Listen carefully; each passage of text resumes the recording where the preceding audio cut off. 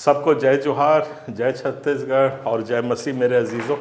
मैं धन्यवाद देता हूं कि अभी ये चुनाव के हम लोग आखिरी दौर में आ गए हैं और जिस किस्म से आप लोगों ने हौसला दिखाया है और जिस किस्म से भिड़ करके अपने समाज के लिए आप लोग खड़े हुए हैं, मैं साधुवाद के आप लोग पात्र हैं। आपको धन्यवाद देता हूं, नमन करता हूं और अपनी एक एक टीम को, प्रत्याशी तो अपनी जगह थे पर हर जगह की एक एक लोगों ने, हर कलीसिया ने जो मेहनत की है वो बहुत सराहनीय है और उम्मीद करते हैं भविष्य में भी कुछ हम लोगों को जो अपने समाज को स्थापित करने की लड़ाई लड़ रहे हैं, इसमें इसी प्रकार का उत्साह, जोश और ये आपका समर्थन हमको मिलता रहेगा। भाइयों, हम लोग आखिरी दौर पर पहुंच गए हैं। कल मतदान होना है, कल चुनाव है। आपका बहुत महत्वपूर्ण जो वोट है वो कल डाला जाएगा। मैं 2-3 बातें आप लोगों को यहाँ पे उजागर करना चाह रहा हूँ। सबसे पहली बात यह है कि ये पार्टी हमने बनाई क्यों है। आप थोड़ा सा ध्यान से सोचिए और देखिए, हर समाज के पास अपना एक पॉलिटिकल पार्टी है।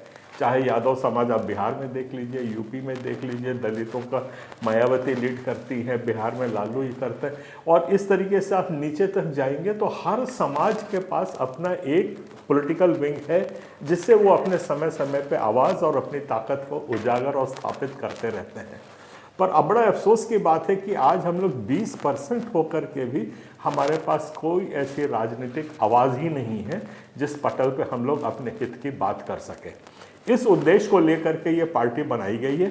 ये पार्टी कोई सत्ता पाने के लिए, शक्ति पाने के लिए, या हमको कोई बहुत बड़ी पद पदवी मिल जाएगी या हमें बहुत पैसे मिल जाएंगे, इसके लिए कतई नहीं बनाई गई है।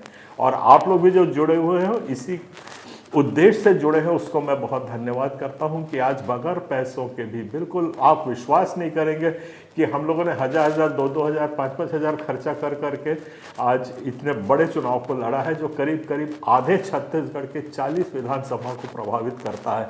ये बहुत सराहनीय है। तो आप समझ गए हैं कि पार्टी हमने क्यों बनाई थी।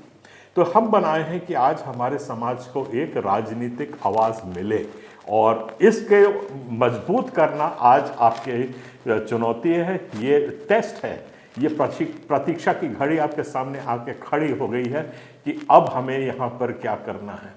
बीच बीच में हमने बहुत आलोचना हमको सुनने को मिली हुई है, जिसको मैं थोड़ा सा उजागर करके बहुत साफ तरीके से अपने सब जितने सहकर्मी हैं, जो मेरे साथी हैं, जो सहयोगी हैं, उनके सामने रखना चाह रहा हूँ।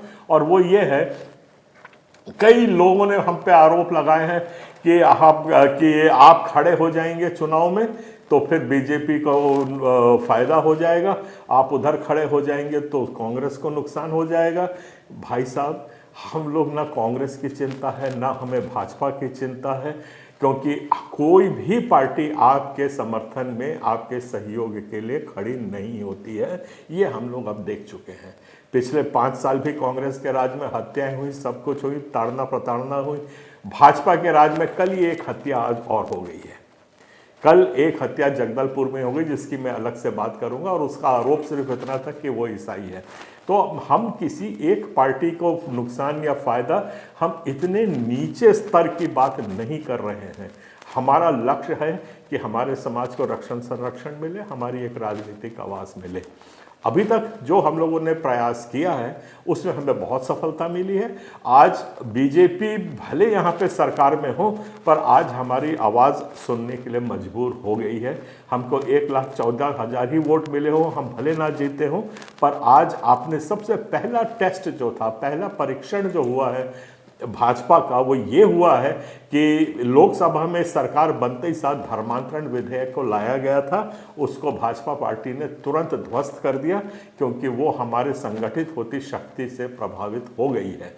ऐसा ही प्रभाव क्षेत्र हमको बढ़ा करके यहाँ कांग्रेस की गवर्नमेंट बने, वहाँ पे राष्ट्र में भी कांग्रेस की बने या बीजेपी की बने, इससे हमें कोई मतलब नहीं है। हमको अपना संघर्ष करना है, अपनी आवाज़ उठानी है और अपना जो वोट की ताकत है कि नहीं, उस वोट की ताकत से हमको हर सरकार को दबाना है। ये हमारा उद्देश्य है। ये बस इतने उद्देश्य को मैं आपके सामने रखता हूं और ये आपसे विनती करता हूं कि अपना वोट सोच समझ के डालिए।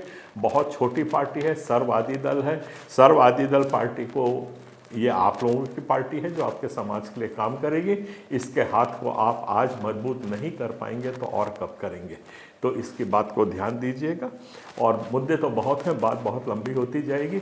बस इसी मैं अपेक्षा के साथ आपसे फिर अपील कर रहा हूँ अपने एक एक वोटर को कि बहुत ध्यान दीजिए और इस परीक्षा की घड़ी में हमको भी, अपने आप को भी, अपने समाज को, अपने विश्वास को, अपने घर को, बार को, अपनी ज़िंदगी को और अपने संविधान को आप संभालने के लिए आज हमको वोट दीजिए।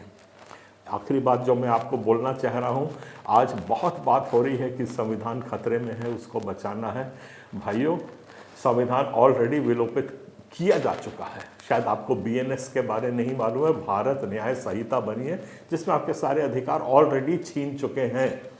किसी में आज कोई क्षमता नहीं है उसको लड़ने के लिए। और बड़े बड़े चिंतक विचारकों ने बोला है अब ये लड़ाई समाज के पाले में है, राजनीतिक दल इसको नहीं रोक पाएंगे। तो हमें अपने समाज को भी सशक्त करना है कि कोई भी पार्टी आए वो हिम्मत ना करे संविधान से छूने के लिए। इसके लिए हमको सड़क की लड़ाई लड़नी पड़ेगी। और आज अपने समाज को संगठित करने का यही उद्देश्य है कि संविधान का जब चुनौती आएगी तो आप लोग ऐसे ही संगठित होकर सड़कों पे हम लोग उतरेंगे। और ऐसा ही मैं अपील बाकी समाजों से भी कर रहा हूं कि संविधान को बचाना है तो अब ये सामाजिक लड़ाई हो गई है, जो सड़क की लड़ाई हो गई है। संसद और सांसद से मुझे अब बहुत उम्मीद और अपेक्षा नहीं है। तो इसकी आप लोग तैयारी करिए और हमारी पार्टी को मजबूत करिए और आगे के भविष्य की जैसी भी रणनीति बनती है उसके साथ हम अवगत कराते रहेंगे। आप सबको मैं जय जोहार, जय छत्तीसगढ़ बोलता हूँ, जय मसीह बोलता हूँ। आपको धन्यवाद।